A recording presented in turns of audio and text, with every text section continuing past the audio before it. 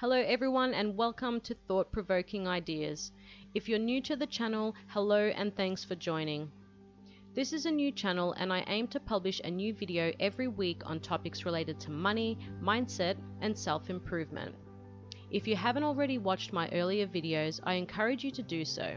You can learn more about myself, my family and our financial goals. I also discuss strategies which may help increase your savings and challenge your thoughts about how you think about money and your financial future. If this is something that interests you, please subscribe and join an amazing community where we can all learn and improve our financial trajectory together. I'd like to remind you that the information presented in this video is general in nature and does not constitute personal advice. I am not a financial advisor and the information has been prepared without taking into account your personal objectives. You can read my full disclaimer in the description below. In today's video, I'll be discussing emergency funds. I'll be covering what an emergency fund is, the general guide towards how much you should put aside for your emergency fund, and some individual factors to consider when deciding this amount. Finally, I'll give you 10 good reasons why you should be saving for one. An emergency fund can basically be defined as a sum of money you put aside in order to cover any urgent or unexpected costs. This could include things like car or home repairs, emergency travel, medical treatment, or loss of employment. An emergency fund is helpful as it reduces the need to borrow money if something unexpectedly happens to you or your family. The intention of having an emergency fund is that it is easily accessible for any urgent or unexpected costs. This means that having it easily accessible in a bank account is more preferred than having it tied up into products such as term deposits or shares, which make it more difficult or timely to withdraw.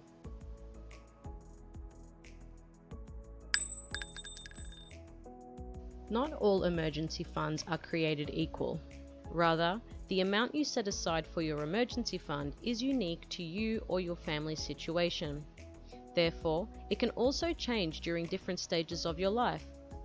The general guide is to put aside approximately 6 months of your expenses. However, here are a couple of extra things to consider when deciding what amount feels right for you or your family. A major factor which may determine how much you save towards your emergency fund are your expenses. Expenses may vary between individuals because of things like lifestyle, relationships, family commitments and financial commitments such as rent, mortgage, car expenses and repayments, and bills. Job security is not guaranteed, but some jobs are more secure than others. Job security factors could depend on full-time versus casual work, employee versus self-employed, essential work versus non-essential work. As we get older, financial risk appetite generally decreases. This is because if things turn south, you may not be as employable as you once were, thus leaving you with less money than you intended to draw from. Therefore, as we age, the security of capital becomes more and more important. Healthcare is not cheap, but of course it is better in some countries than others. If you have a pre-existing illness, which may increase your financial liabilities, then this is definitely something that could contribute towards a decision on how much you should save for your emergency fund. This consideration is not only relevant to pre-existing illness, but could also act as a buffer for projected health expenses that may or may not happen. For example, if you are pregnant or expecting to fall pregnant, or if you have a known health issue in your family history. Other than traditional health issues, there could also be additional health risks which may arise from the activities one chooses to undertake.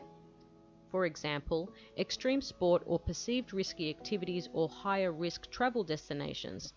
Therefore, if you have a higher risk tolerance with regards to your lifestyle choices, then this may impact the amount you wish to put aside in an emergency fund if unexpected situations were to occur as a result. Now that we've covered some factors to consider how much you should be putting aside for your emergency fund, let's talk about why it is so important. I'm going to give you 10 good reasons. We all love to think that unexpected or unfortunate events won't happen to us or our loved ones. However, no one can predict the future, and misfortune does happen to many of us when we least expect it.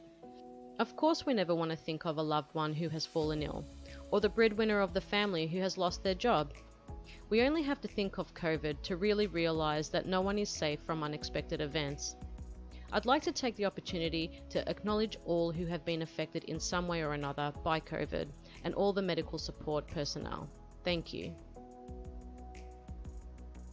If you have ever been stressed, you would know that this takes a significant toll on your health. This could lead to making desperate or not well thought out decisions we may have otherwise not made had stress not been a factor. Making financial decisions that give you peace of mind may mean that your growth percentage of your savings is reduced as your risk tolerance decreases, but never underestimate what a good night's sleep can do for you.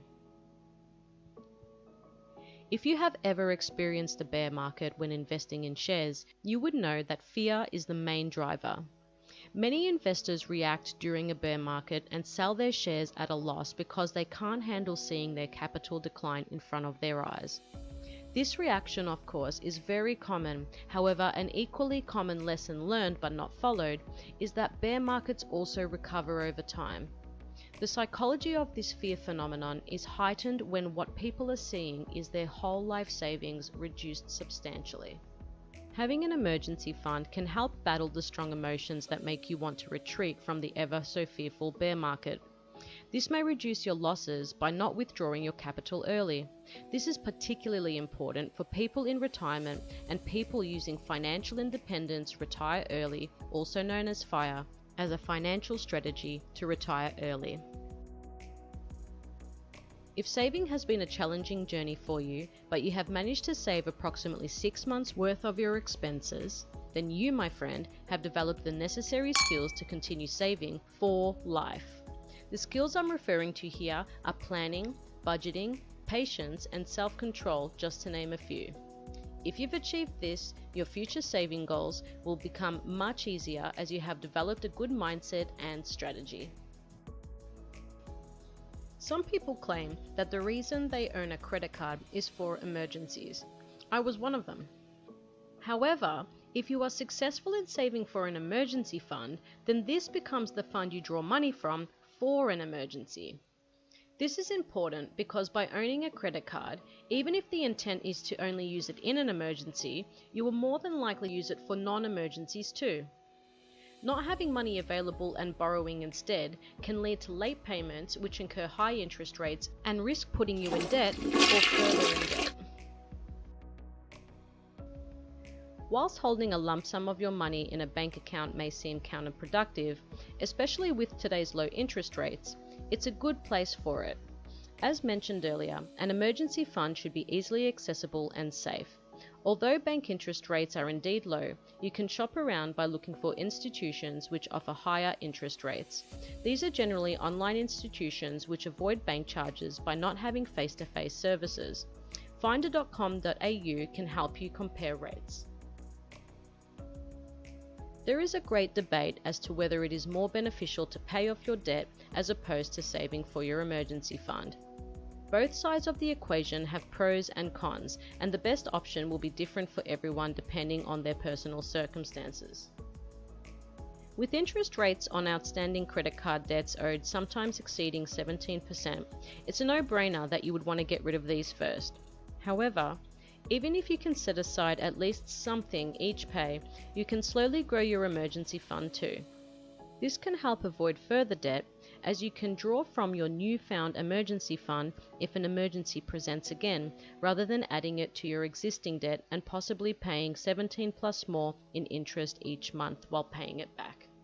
Even if an interest-free period makes it a better option to add it to your existing credit card debt, it's about making good habits, and this will go far in contributing towards financial security. This one's hard to talk about, but we have to consider it. Imagine if you had to make a decision that you didn't want to make because of money. For example, your pet's life-saving operation, or not seeing a close family member or loved one at the end of their life because you couldn't afford the plane ticket.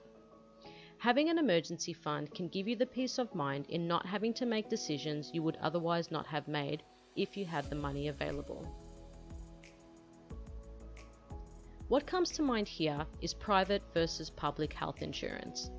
Don't get me wrong, the public healthcare system is more than adequate to deal with your health issues, but the issue here is that there is normally a waiting period for admission to hospital depending on the severity of your medical condition.